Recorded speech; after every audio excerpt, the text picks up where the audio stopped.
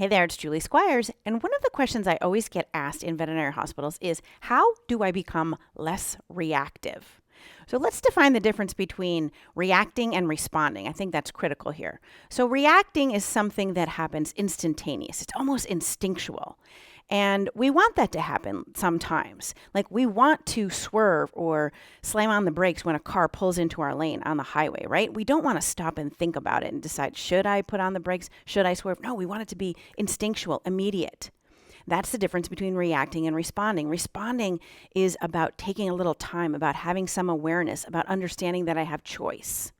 And Viktor Frankl said that in between stimulus, something that happens, and response, how we respond to it, there is a space. And in that space lies our power and our freedom to choose our response in any given set of circumstances. So that space I like to call our ability to pause. And I don't mean P-A-W-S, I mean P-A-U-S-E, pause. And this is where we can employ some practices in order to do that. So how do we pause? Well, one of the first practices or ways or techniques I have for you to pause is to literally take a breath.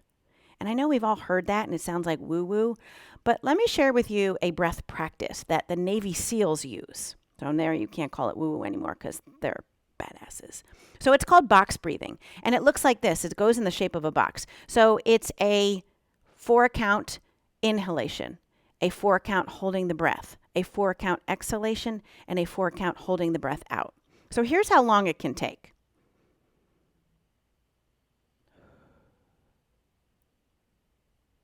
Boom, that's it.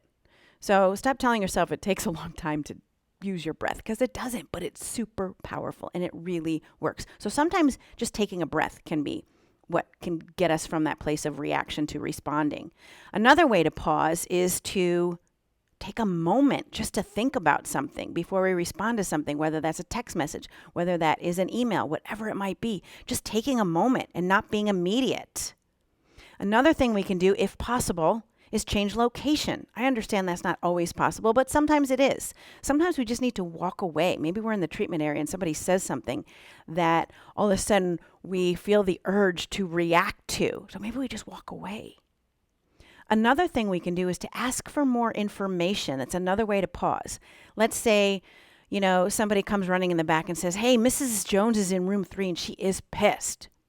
So asking for more information rather than reacting to that and getting angry about it could just be like, oh, wow, well, tell me what's going on for her. Give me a little bit more information. Tell me what's happening that she's angry about. Again, it's just asking for more information.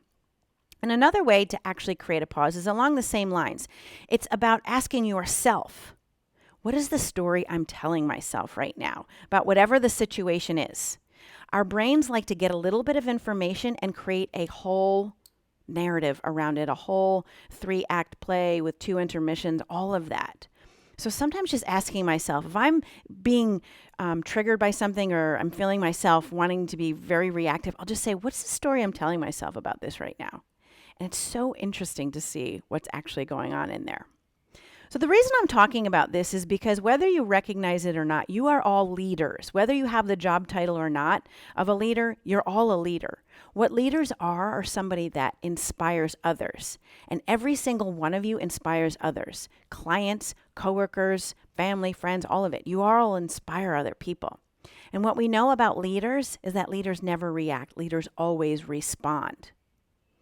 So try to employ some of these practices, some of these techniques, just to give yourself a little space, just to give yourself that pause so that you can decide and have some awareness about how you want to respond. All right. Hope there were some useful nuggets in there. See you next time. Bye-bye.